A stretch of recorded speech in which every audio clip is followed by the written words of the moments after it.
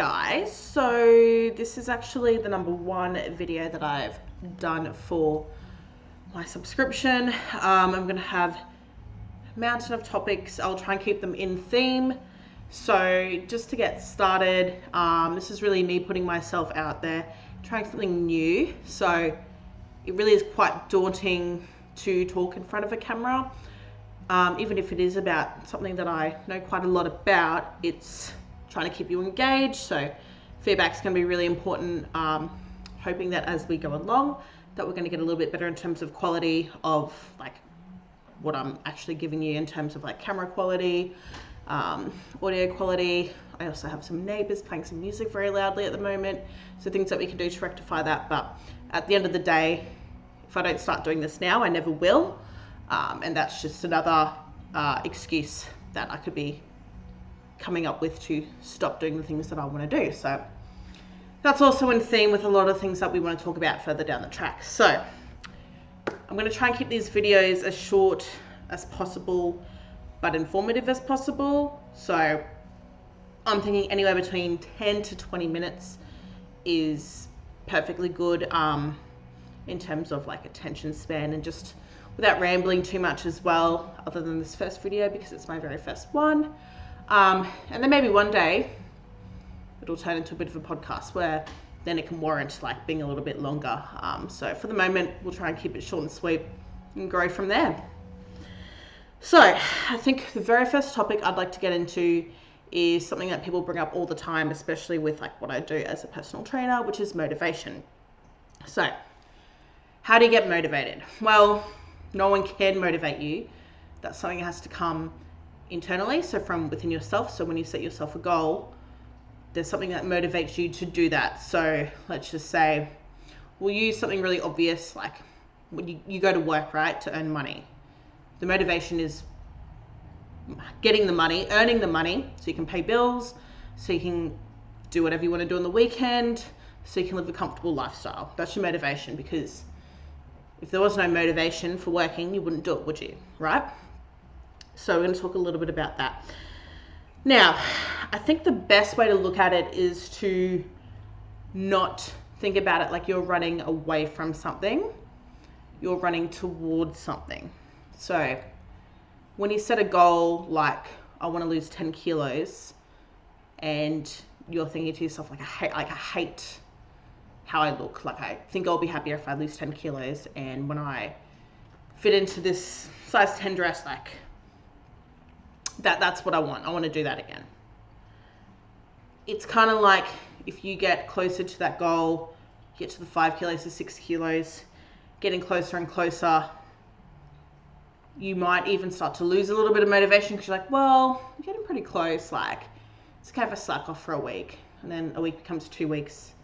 And then before you know it, you've slacked off and you're like, shit, I've actually taken a few steps back. Now I need to lose 5 kilos again.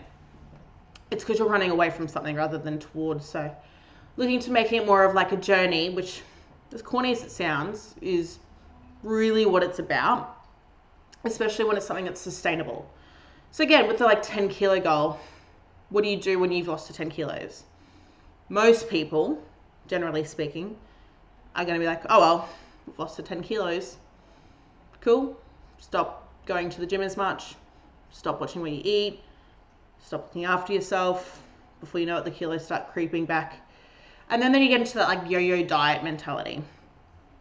So that's one way to look at it. That's why I like to set goals. Things that are like sustainable and long-term.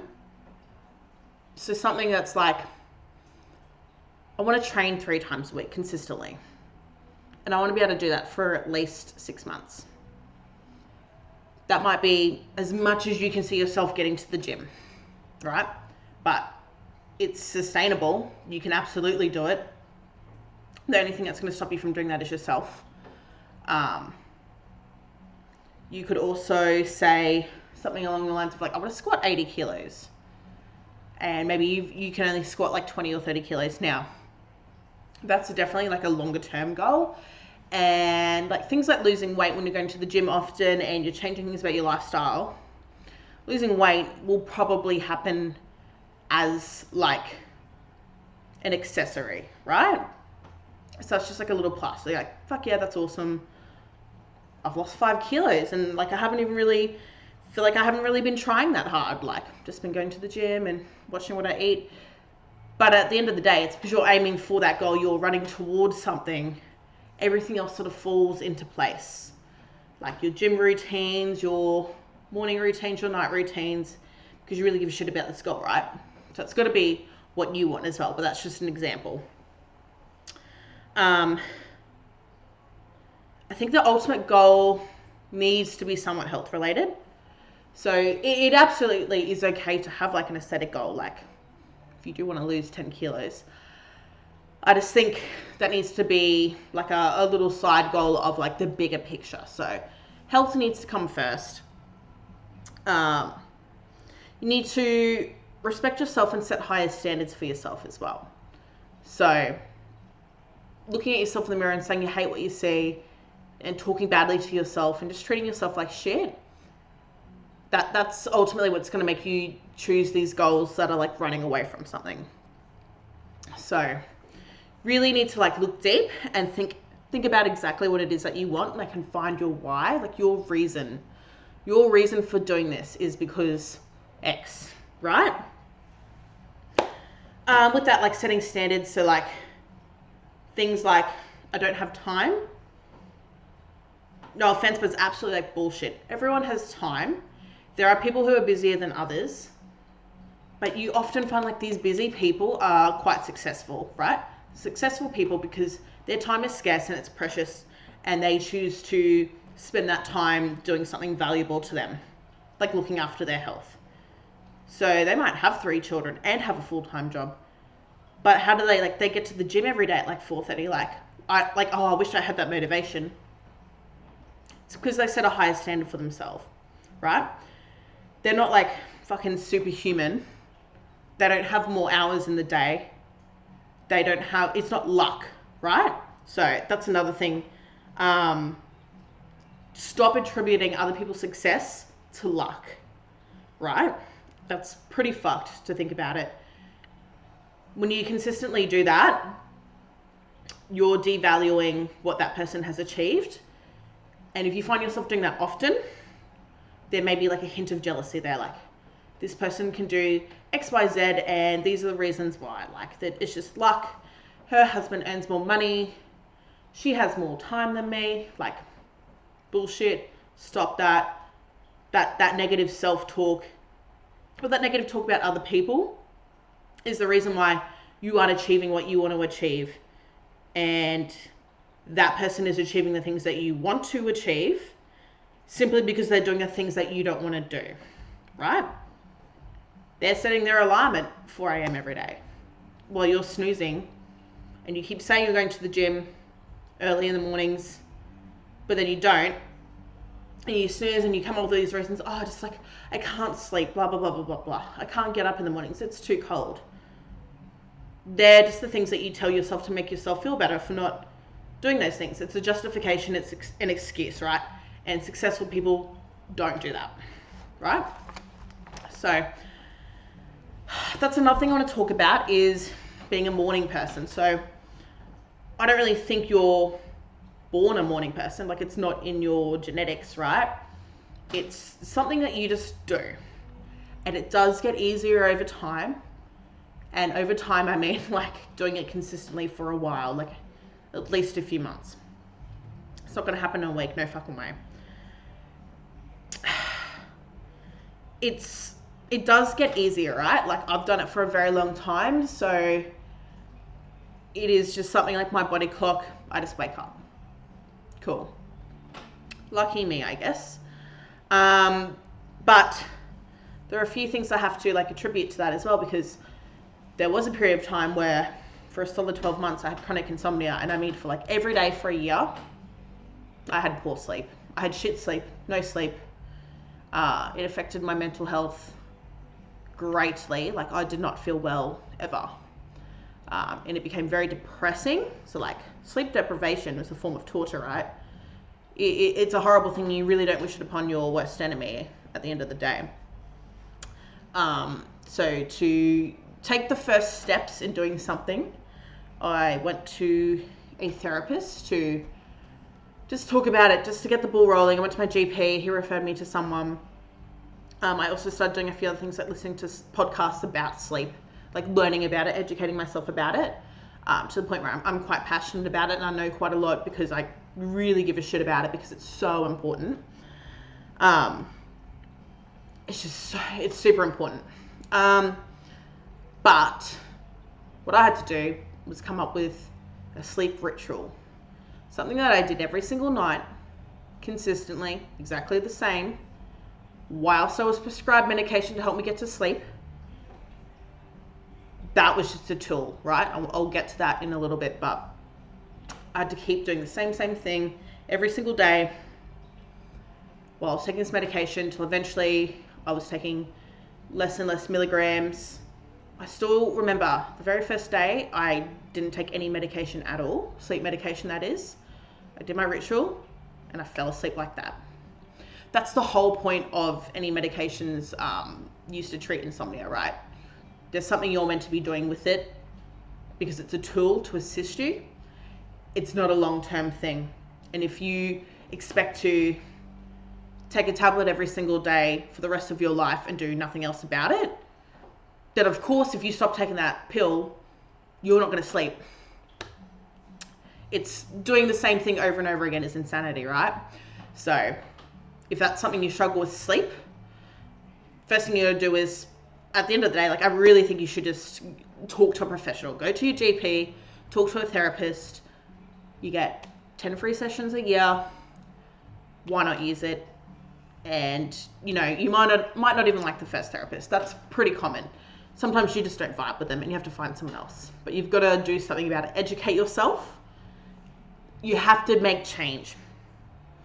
That is a big thing to take away from this. You actually have to make change and actively do something, because if you just keep complaining and doing the same thing over and over and over again, what do you think is going to happen?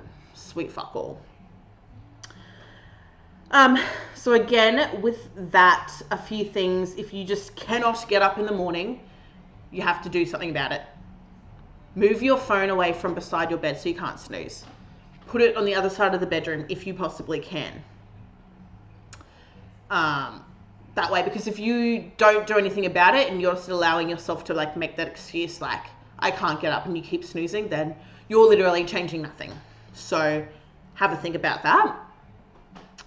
It does get better. There are some days that are still hard. I heard someone say to me, I just don't get up early on winter. I have to sleep in. I just can't get up. This is someone who lives in Queensland, Australia. Like, it's not that fucking cold. We're barely in the negatives ever. And we might have a couple weeks where it's really cold, but if you're getting up to go to the gym, you're going to a warm place. No one's asking you to exercise outside in the snow. And if you do live in a colder climate, like, there are definitely ways around it. How do you think people that live in countries where it does snow in winter, like, how do you think they go about their exercise? Like, they find a way. Okay, so again, that's another excuse, another little story that you tell yourself to get out of doing something that's ultimately trying to help, that's better for your health. Like, you're trying to help yourself and you're going to come up with an excuse to stop that. All right, so have a think about that. What's another thing? Shift workers.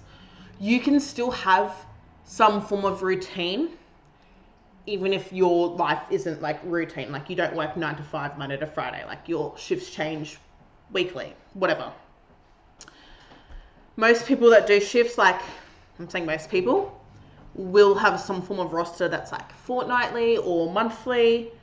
I'm talking about people like nurses, police officers, prison guards, etc. A client who I had who was very consistent, she was a nurse. So every time she got her monthly roster, she'd sit down with me and we'd book out PTs accordingly for the whole month. And then she'd schedule in her training times. That's another thing I'm getting to. Schedule in her training times around whether or not she was doing, day shifts or night shifts. Like, she fucking planned that shit out, right?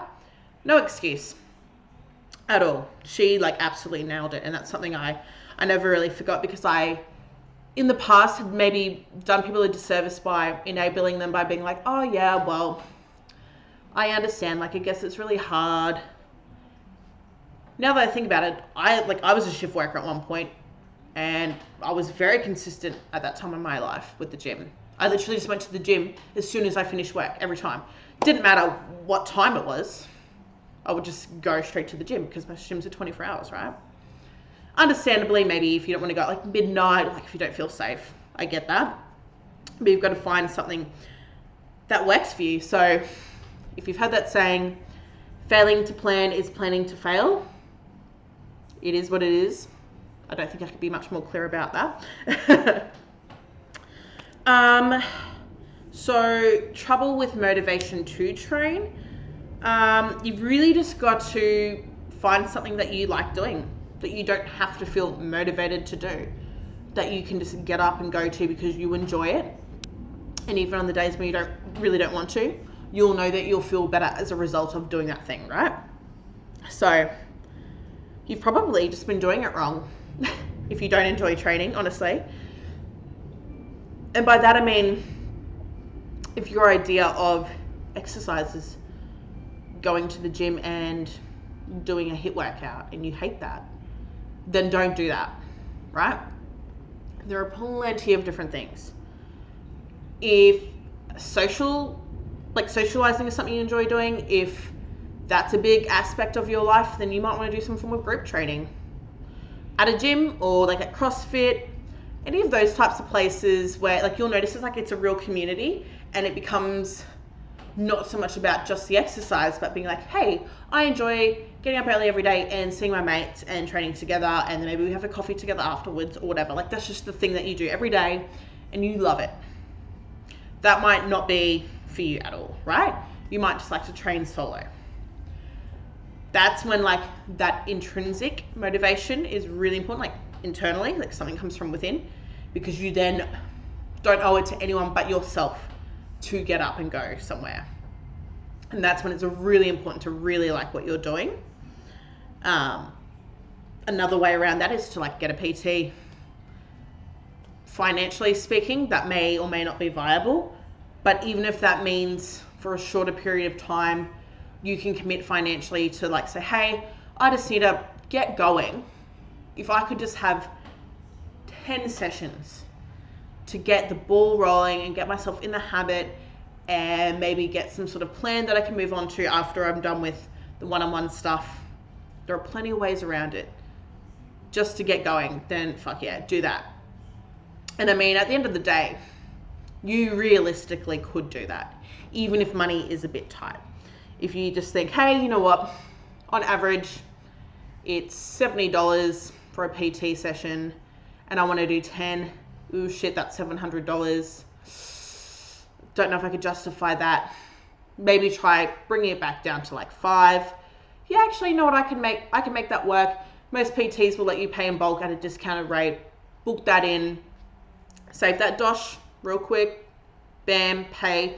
You've made that financial commitment, so you have to go. If that's the way you need to get started, then absolutely do that. Exercise could be anything. If you like to walk.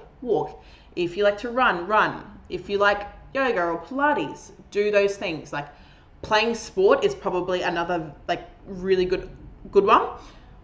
My partner, he rarely would go to the gym, but he was playing for a couple of different teams throughout the week. Like he played for 2 different soccer teams, and he would play cricket in summer seasons and would have training as well for those sports. So he was still exercising 5-6 times a week, whether it be a game or training for those teams, right? So that's another thing to look at. People are always looking for new members to join their teams. So it's really just about putting yourself out there and finding something that you enjoy. And if it's maybe a sport that you're not super familiar with, like do a little bit of research and try and get into like a team that's maybe more of like where it's maybe more of a social aspect rather than like super competitive. So you feel like you're not letting them down or anything, but there's like plenty of ways around it. So trust me. What's another thing? The internet. You have the internet at your disposal, right? Everyone's got a phone. Most people have Wi-Fi at home or a laptop. Like you literally can find a way to train at home, and that's not for everyone, and I get that. But if time is one of those things that you keep coming up with as an excuse, and you can only find 20 minutes a day, and you need to kind of just like get it in and out. Mate, get some sort of at-home program. There are apps for it. PTs can do it for you, like to tailor it to like exactly what you need. Hell, there are free programs out there that you can do. Like, you can do something. So if you just say you don't have time and you only need to do 20 minutes a few times a week at home, have a word to yourself, like, what the fuck? What's actually happening, right? Get someone else involved. Get your husband, your wife, your children involved. If that's another thing, like, you use them as an excuse to maybe not exercise. Grab your daughter or your son or whatever, if they're able to, and make it a little bit more fun. And I'm sure they'll love it. And like, that's setting a really great example for them as well. Getting there, guys. Again, your health is your number one priority. So people will find excuses and be like, oh, well, like, you know, obviously like work and my family is most important. That's a fair statement to make. You still have to be number one. So, you know, when you get on a flight and they go through like the safety training videos and they say, fit your mask before you fit your child's, apply that to real life. Like, you need to fill up your cup first before other people's, because at the end of the day, and this sounds harsh, but if you're in poor health and you're going to shorten your lifespan and you're going to die early, then you are no use to your children. Harsh, but fair, I think, right? Even so, like, if you get to a point where you can't actively play with your children and be involved in activities with them, that does affect them. I think about my parents growing up, who had me a little bit older. They couldn't go out into like the yard and play with me because they always had like a bad knee or a bad back or something like that. And they were only in their 40s. Like, they're not 80. Do you know what I mean? They're not even 80 now. But there was always like a reason why they couldn't do it. And I mean, I have 2 older siblings, so it didn't affect my childhood in like a completely negative way. But now that I am with child, I'm 6 months pregnant today, by the way. I want to be able to play with my children, and I want to be actively involved in their sporting life when they're old enough to do that. That's something I want to do. So that's something to think about. Even with work, if work's your priority, if you're not looking after your health, you're like sick all the time, you have to have sick days, work is not your priority, because you cannot give work 100% when you feel like shit. Okay? That starts to affect your sleep as well. So if you're not sleeping well, if you sleep less than 6 hours a night on a consistent basis, that affects your memory. That will affect your work in the long run. So things to think about there, priorities. Family come first, work comes first. What should actually come before that? Your health. Remember that. So we're just going to go into like rituals a little bit too. So bedtime ritual, went over that a little bit before, like how that was really helpful to my sleep. Whatever works for you. Try a few different things. You have to give it a fair go though. You cannot try for a week and be like, it didn't work, like it's not for me, blah, blah, blah. I'm just going to keep going back to what I was doing. You're doing yourself a disservice and you're just giving up, and you're using that negative language to just create like a narrative for yourself as to why you shouldn't do something, because it's hard, okay? Like I said, it took me a good month. It wasn't even a month, like it was actually more like, it's probably more like 3 months. I think I went from medicated to not medicated sleep-wise in 3 months. But I think for at least a month to kind of get the ball rolling with the rituals and make it like set in stone, where I didn't have to go, oh fuck, I've got to get up, I've got to meditate, and I've got to do this, I'm going to do that. It then after a month became like a habit, and they do say, you know, roughly 30 days to make a habit, right? It's another video I'll get into. Because yeah, medication should not be long term. Something that I do for my bedtime ritual is lights off at 8 o'clock. And that just means no house lights on. We have a floor lamp. It's right behind me actually. Generates some like low level light. I might light some candles, not always, but from time to time I like to do that. It really just sets the tone that I'm in relaxation mode, and that is something from the first day of being medicated that I did. Lights off. That says to my brain now, it is time to relax. It's time to chill. Get on the lounge. I'll watch a little bit of TV with my partner. I have an app blocker that is set between 8 p.m. and 4 a.m. every single day. So by 8 p.m., if you've sent me a message via Instagram, Messenger, Facebook, I even use it for like Snapchat, TikTok, anything, I will not get it till the next day. And if you try and open it, it won't let you unless you go into like great detail to get out of it. And then at the end of the day, what's the fucking point? Like, why bother doing that to yourself? Okay, I love it. Like, it's great now. Like, I get excited because I'm like, ooh, yes, it's off. Bedtime soon. I hadn't meditated for a long time until recently. I found I didn't need to because I was like actually just getting off to bed on my own pretty happily. I had intentions to meditate and I would like be asleep before that. So that's great. But being pregnant, like sometimes sleeping isn't that simple anymore. It was something that I sort of got back into the habit of, and I will do a video on just meditation and different forms of meditation, how I go about it. But I often like to listen to some sleep time stories. What else do I like? Like white noise, some types of like sleep hypnosis, and there's so many different types you could do. And I kind of chop and change as to like how I feel. Because sometimes I think like one form of meditation, it's not really working for me this week. I'll change it up. There are so many things at your disposal. If you have the internet, like I said, you can do anything. It is amazing. Journaling is another thing.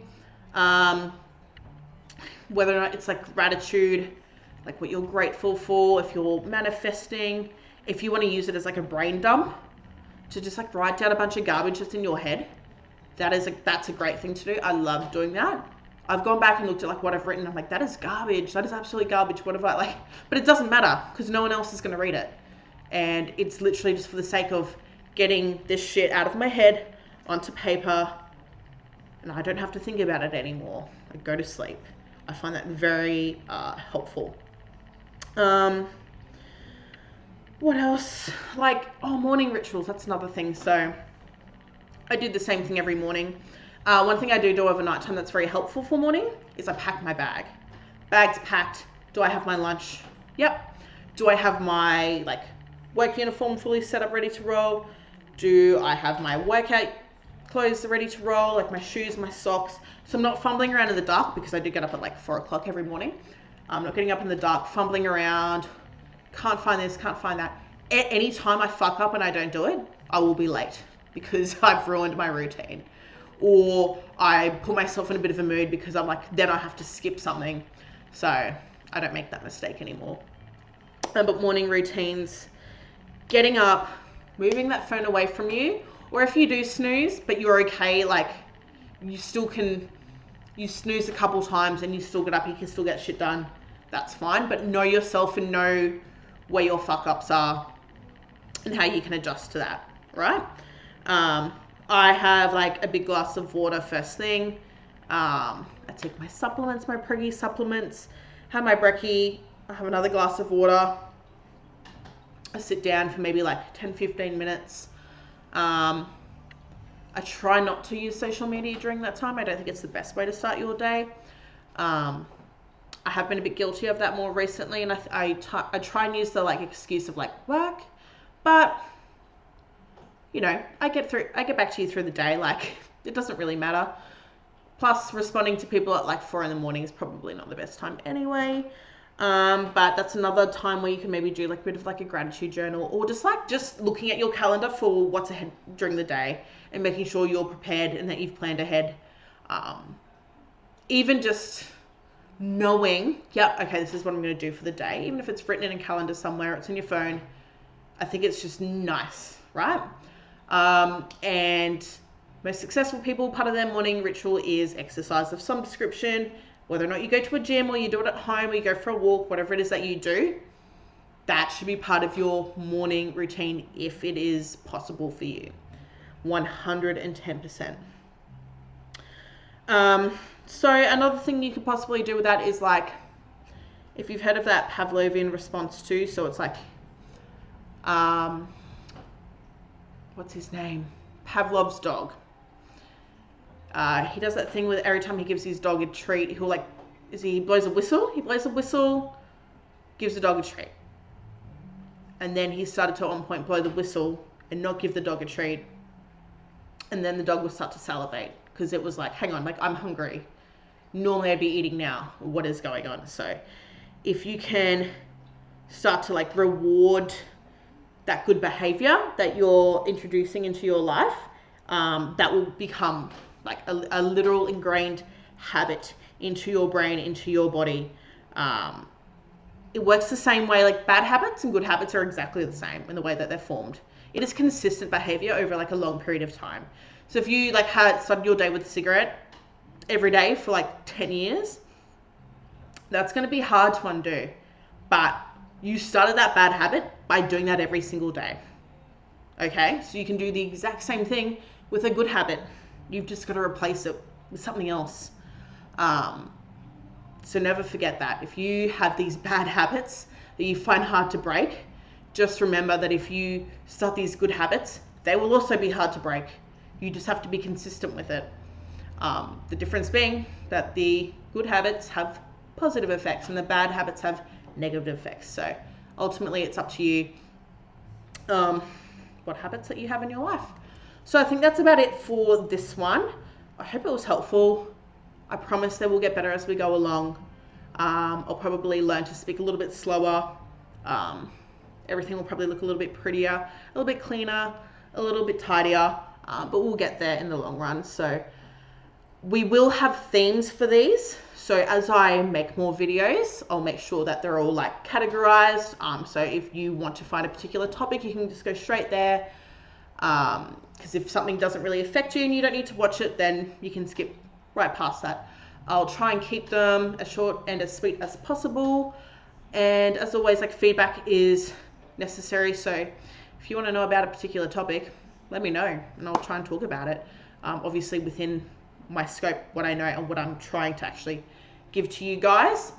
Nothing too outlandish, because if you want some like relationship advice, like maybe don't ask me. So awesome guys, thank you so much, and I can't wait to do more of these. Bye.